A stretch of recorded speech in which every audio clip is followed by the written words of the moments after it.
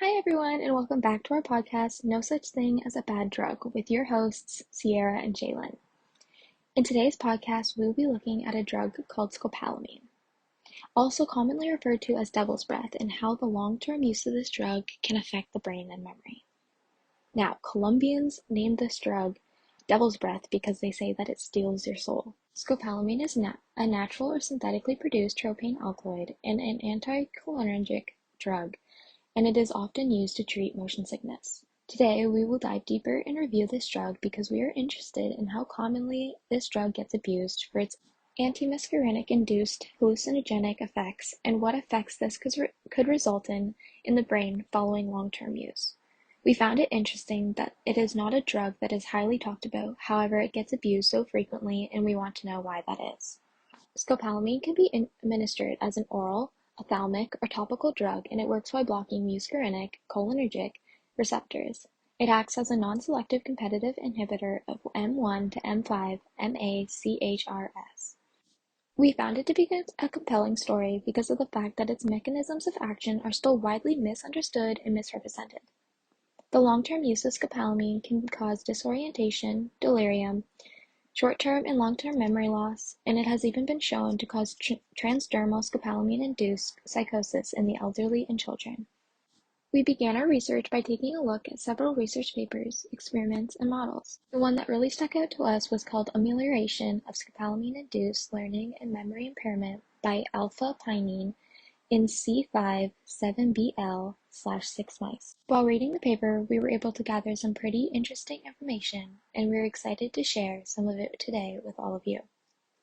With that being said, let's dive into what we found. This paper has given some clear insight into how scopolamine actually affects the brain. It supports the concept that scopolamine can cause memory impairment, especially after long-term exposure. This paper also shows that reversing the effects of scopolamine isn't a simple task, and the effects can become increasingly more dangerous over time.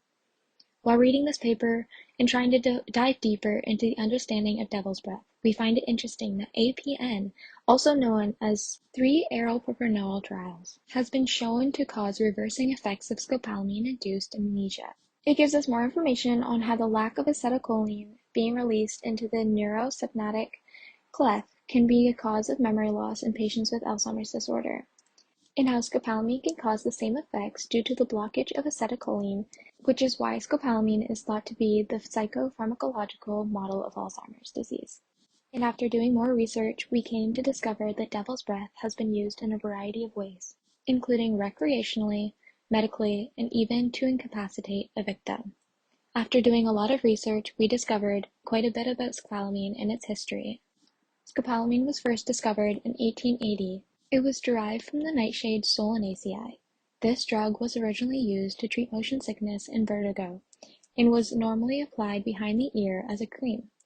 In the early 1990s, it was then used as an anesthesia, but it didn't get FDA approval until 1979. How scary is that? We had searched for answers about whether scopolamine is a scheduled drug and where it would be placed. After reading several papers, we found two conflicting answers, but we found one that makes the most sense. Some papers have stated that scopolamine is not a scheduled drug and it has yet to be placed because of the lack of knowledge and understanding. Yet other papers describe scopolamine as a Schedule II drug. This means that it has medicinal use, but it is strictly regulated and there's a high risk for potential abuse and addiction. With this information, we are able to determine that scopolamine is not a controlled substance as of yet, which is why it would not fall under any schedule under the Controlled Substance Act. Therefore, scopolamine is not a scheduled drug. Although it is rare to have a severe allergic reaction to devil's breath, it is possible. Some common signs and symptoms include developing a rash, itching, swelling of the face, tongue, and throat, intense dizziness, trouble breathing, blurred vision or tunnel vision, headaches, and trouble with speaking. Some of these symptoms also fall under the side effects of scopolamine, which is another reason that you should take a lot of caution while under the influence of this drug. Scopolamine blocks acetylcholine by competing with it for a shared binding site known as the orthosteric binding site on the muscarinic receptor. This allows it to block any responses to the postganglionic cholinergic nerves, When it binds to the muscarinic receptors, it prevents any possible communication between the vestibule and the fourth ventricle of the brain, also known as the vomit center. It has also been recorded that at high doses, scopolamine could bind and block nicotine receptors. Since scopolamine binds to the M1 to M5 receptors, this means that it is also causing effect to the heart as M2 receptors are found there, along with the involuntary muscles due to the connection of M3. For medicinal uses, it is often used as a patch or cream, especially in America due to its low mechanism of action. Scopolamine is available in prescription form, and when it is used properly, it can be very beneficial. Motion sickness is one of scopolamine's biggest medicinal uses, and the transdermal patch is a common form of use for the drug, and it can be worn for 3 days before being replaced.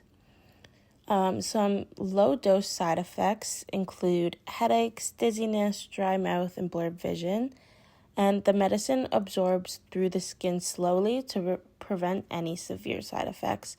However, as we've come to know, scopolamine can be used illegally, and that can be extremely dangerous to the user. So when scopolamine is used at high doses, it can be used to spike drinks, and as we mentioned before, it can be used to incapacitate victims. The drug can also cause people to be put into a zombie-like state. Scopolamine is beginning to be known as one of the world's most dangerous drugs. The drug can leave victims unconscious for 24 hours or even longer. In large doses, the drug can cause respiratory failure and even death. Signs of an overdose of scopolamine can include dilated pupils, toxic psychosis, confusion, vivid hallucinations, seizures, or even coma, or that you are overdosing on the drug. So when I was actually looking up scopolamine and any cases that have been involved with it, I found Maria Fernanda Villota, a nurse at San Jose University Hospital, and she explained that victims typically will go out to a party and then wake up 2 or 3 days later on maybe a park bench or something, and they have no memory. The hospital sees several scopolamine victims a week, and she said that when they arrive, they don't have any of their belongings or any of their money. How scary is that? Especially being university students where the majority of us like to go out. Imagine waking up and having no memory of how you got to the place you woke up and you don't have any of your personal belongings. I can't imagine how scared and vulnerable these victims must feel. The topic of how to safely enjoy a night out should definitely be talked about more. Last year, I studied abroad in England, and I was so shocked at how many, particularly girls, but some of the guys would put their thumb in their bottles or a hand over their drink. I was so careless. There were so many times where the girls would look at me and be like, no, you need to have a hand over your drink. And I'm lucky that I didn't get drugged. Halfway through the year, the spiking got so bad, and there was rallies for anti-spiking, and some of the clubs offered anti-drink spiking bottle stoppers or drink covers free of charge, and I thought that was amazing. And I think that this is something that should be a common practice in all clubs and bars to keep everyone safe. Scopolamine is a pretty serious and dangerous drug when it's abused. However, it's a drug that I don't think I've ever heard of, and it's not talked about very much. The severe effects occur with oral administration through a liquid or powder form, and this isn't a surprise, but this is mostly seen in bars and clubs. Devil's breath is a common date rape drug, especially in Colombia, where there are roughly 50,000 scopolamine-related incidents per year. So with this drug, you can see both social and biological factors play a role in being a victim. So someone who is out at a bar or club and appears to be young, impressionable, alone, isolated, or severely intoxicated may be targeted. However, people with an education, high income, and an established profession can also be a massive target. This is because when scopolamine causes a person to have zombie-like characteristics, they become submissive, and the perpetrator can take advantage of the victim. The victim will often give them all their money or do whatever the perpetrator asks, and they have no memory of it. It's actually so scary. People who use scopolamine for themselves often do so by snorting, smoking, or injecting it. They often take it with other drugs such as cocaine and alcohol, and this can cause an increased risk of negative effects, including overdose. Long-term side effects of scopolamine can include confusion, agitation, memory loss, psychosis, seizures, hallucination, kidney damage, and death. Some people use scopolamine as a party drug due to its hallucinogenic and euphoric effects. The side effects of scopolamine, though, are not very pleasant for party users.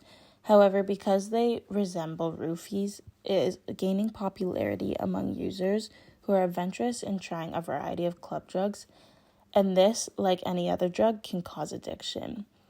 Young and impressionable people, individuals who enjoy party drugs, and individuals who are already suffering from an addiction can be some of the population who get addicted to this drug. So now that we know all of the dangers of devil's breath and what signs to look for in case of an overdose, we were interested in finding out if there are any more future advances for scopolamine. So according to many studies, scopolamine is being tested in order to build upon the current clinical observations in order to find out what else it can be used to be treated for. It has been found in previous studies that scopolamine has had some high levels of fast-acting antidepressant effects.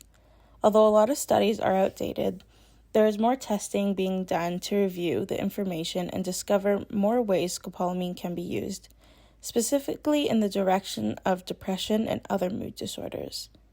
It has been proven to cause larger effects for women than in men because of the interaction with estrogen on the M2 receptors. If scopolamine is given for unipolar or bipolar depression, the effects will kick in as early as 3 days after administration. With this future advancement, I wonder if scopolamine will be more widely spoken about, and could this advancement bring some more positivity to its name? Okay, everyone, so that kind of wraps up what we had for today. Today we discussed the drug scopolamine, and I'm curious to know how many of our listeners had heard of the drug prior to us talking about it today. I, for one, had no idea until we came across it while scrolling through TikTok when someone just happened to be talking about devil's breath and the zombie-like effects that it causes. Scopolamine can be so useful when used safely and by the prescribed dose. However, it can be extremely dangerous. With this drug on the rise, especially in South America, it should definitely be talked about more so people can be more aware of the dangers that can arise when scopolamine is ingested in large quantities. All right, everyone, thank you for listening to today's podcast, and we'll see you next time for another episode of No Such Thing as a Bad Drug.